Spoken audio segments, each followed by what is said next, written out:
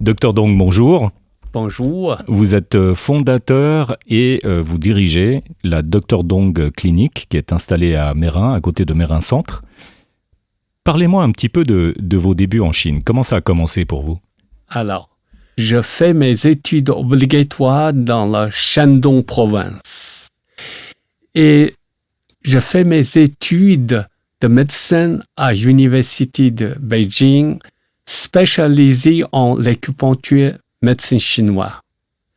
Avant de venir ici, je suis chef de clinique de l'Université Hôpital de Pékin. Donc l'école là-bas en Chine, c'est un petit peu comme en Suisse. Vous commencez par l'école obligatoire, ensuite vous avez le secondaire, post-secondaire, type collège. Vous avez fait donc l'équivalent du collège là-bas en Chine? Exactement. On fait le collège, après on doit passer l'examen national pour entrer à l'université. Et là, en fait, c'est un score. Selon votre score, oui, vous allez dans la meilleure université ou vous ne choisissez pas l'université. Voilà. Plutôt si vous avez le meilleur score, après vous pourrez choisir la meilleure université. Et dans votre cas, la meilleure université, c'est celle que vous avez faite? Voilà, l'université de Pékin, considérée, c'est la meilleure université. Beijing, donc c'est à Pékin. À Beijing, c'est le Pékin. Après, ensuite, je travaille dans l'hôpital université, devenir le chef de clinique de l'hôpital université. Pendant combien d'années? Pendant 6 ans. J'ai entendu dire que la plupart des étudiants, pour leur carrière, souhaitaient poursuivre les études ou être engagés à l'étranger, notamment aux États-Unis. Et vous, en fait, on vous contacte pour venir en Suisse. Vous n'avez pas été déçu de ne pas aller aux États-Unis? Non. Maintenant, je suis assez content de venir ici et rejoindre toute l'équipe de HUG. Le choix des médecins, des étudiants, des scientifiques chinois d'aller aux États-Unis, c'est surtout par rapport à la langue aussi. Oui. Parce que vous avez étudié l'anglais tout au long de votre cursus scolaire et universitaire. Oui. Et pour nous, en général, on a quelques choix de langue. Le principal, c'est anglais. Il y a aussi, on peut choisir japonais ou coréen. Et donc, en 1996, on vous contacte pour venir ici à Genève ou à HUG. Pouvez-vous m'expliquer qui et pourquoi on vous a appelé? Oui. 1996, professeur Campana, chef de département de gynécologie obstétrique, m'a invité ici. Le but, c'est de créer le centre de médecine intégrative. C'est quoi une médecine intégrative? Médecine intégrative, c'est une approche holistique. C'est l'intégrer de médecine allopathique avec le evidence-based médecine complémentaire, comme l'acupuncture, médecine chinoise. Et vous pouvez me donner par exemple un cas, vous me parliez de fertilité? Oui, médecin allopathique fait un bilan de fertilité. On fait tous les examens d'hormones, examens comme on le ferait pour la préparation d'une FIV, une insémination artificielle. Exactement, on fait tout. Après, on a expliqué la patiente, notre protocole, c'est comme ça pour traitement. En même temps, je vais expliquer la patiente dans la médecine chinoise comment on prend en charge de ce type de cas.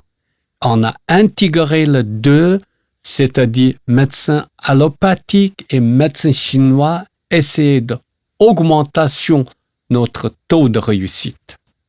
Alors, vous êtes là depuis 1996. Est-ce que j'ose vous poser une petite question toute simple? Qu'est-ce que vous aimez à Genève? Bien sûr, le vin de Genève et aussi l'ambiance, le collègue tout en fait. Qu'est-ce que c'est la médecine traditionnelle chinoise? Médecine chinoise, c'est une médecine de millénaire. On dit qu'il y a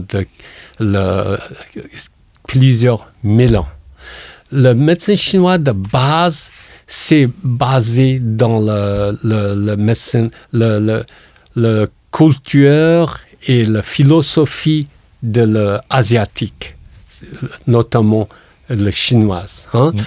Et la prise en charge de psychologique, physique, mentale, ensemble. Ça, c'est dans la physiologie, pathologie, le diagnostic, traitement.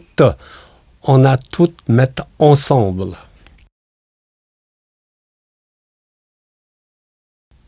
Il y a plusieurs disciplines. Vous pouvez m'expliquer lesquelles?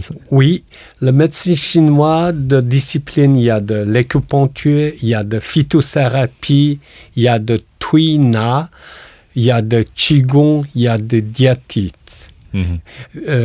Le Tui Na, c'est un tout petit peu comme la thérapie manuelle et comme le ostéopathe, physiothérapie, un peu ensemble.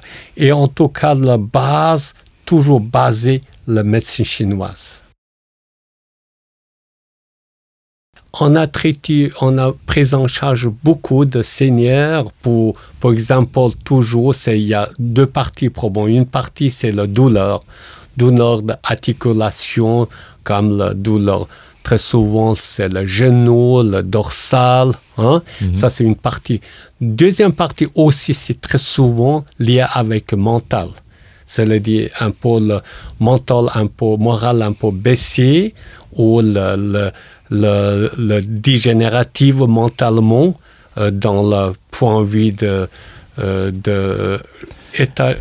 Oui, je comprends. Donc, vous utilisez l'acupuncture, ça permet de réactiver des flux, c'est ça? Oui, on a utilisé l'acupuncture, la phytothérapie pour stimuler le cerveau. Dans le terme de médecine chinoise, c'est stimuler le jing, c'est le fondamental du corps pour régénérer l'activité du cerveau. Au niveau de la douleur, par exemple, l'arthrose, l'arthrite, oui. C'est assez commun, arrivé à un certain âge. Oui. Ça, vous arrivez à le soulager aussi de manière probante. Ça permet peut-être aussi de baisser la consommation d'antidouleurs pour ces patients? Exactement. L'acupuncture, on a utilisé beaucoup dans l'occidental, c'est-à-dire gérer la douleur. La base scientifique prouve, c'est-à-dire l'acupuncture stimulation dans le local, il y a d'anti-inflammatory effect. Le même temps, l'acupuncture réagit dans le cerveau pour moduler le neuropeptide comme la sérotonine, endorphine, ça c'est un type d'antidouleur. Et on a amélioré beaucoup de la perception de douleur. On pourrait aussi aider pour diminuer la consommation de l'antidouleur ou d'autres choses. Ça m'amène à la question de l'anti-âge. Vous avez aussi une section anti-aging, oui. Stimulation du cerveau, prévention des dégénérescences dues au vieillissement. Oui. Quelle technique, comment vous faites? Et ça prend du temps, c'est quelque chose qu'il faut faire régulièrement. Comment ça se passe? On a fait les deux choses principales, c'est-à-dire l'acupuncture et la phytothérapie. Et quand, dans le point de vue de médecin chinois, pour dire l'anti-aging, probablement, il y a deux côtés. Une partie, c'est-à-dire pour l'anti-aging, pour le visage, par exemple, les gens voulaient, c'est un peu lifting ou tout ça. Dans d'autres, plutôt pour nous, plus important, c'est le cerveau, pour stimuler le cerveau. Le fait que le cerveau soit bien stimulé, est-ce que, malgré tout, au niveau de notre visage, ça amène des améliorations ou c'est complètement fantaisiste? Non, c'est pas fantaisiste. Ça pourrait aider. Bien sûr, ça, avec le temps, probablement, on a fait une répétition de continu. Okay. Et dans la base de médecine chinoise, c'est le préventif. Ouais. Donc on garde des jolies rides, mais avec une bonne humeur. Oui.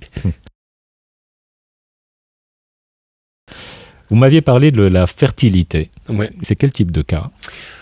Ça, c'est pas simple pour dire juste la fertilité. On peut dire la médecine chinoise, c'est une de manière pour gérer la reproduction, comme gérer la règle. Vous gérez aussi les règles douloureuses, par exemple, les choses comme ça? Voilà, c'est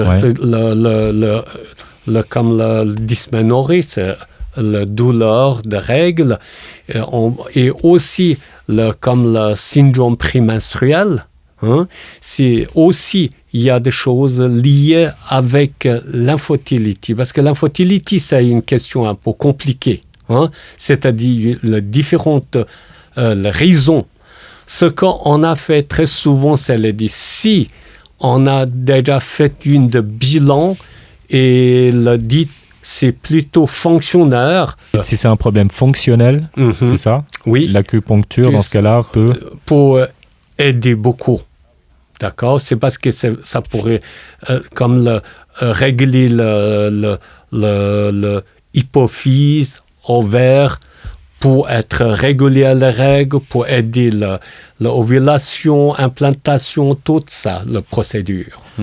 J'ai vu que vous avez eu quelques succès, puisque j'ai pu voir pas mal de photos de nouveau-nés dans la salle d'attente. On fait beaucoup d'années là. Quelque chose qui m'a étonné aussi, c'est qu'apparemment, on peut aussi l'utiliser en pédiatrie. Ça m'étonne, parce qu'un enfant, les aiguilles, c'est pas forcément... facile. À partir de quel âge? Dans la Chine, c'est commun. Bien sûr, c'est pas que de l'acupuncture. Comme je dis, il y a de phytothérapie plantes. Hein. Voilà, plantes. Et aussi le tuina. Tuina, c'est comme un peu... Tuina, c'est une manière comme la thérapie manuelle. Attendez, ça veut dire c'est un massage ou Oui, c'est-à-dire on a massé le point de l'acupuncture.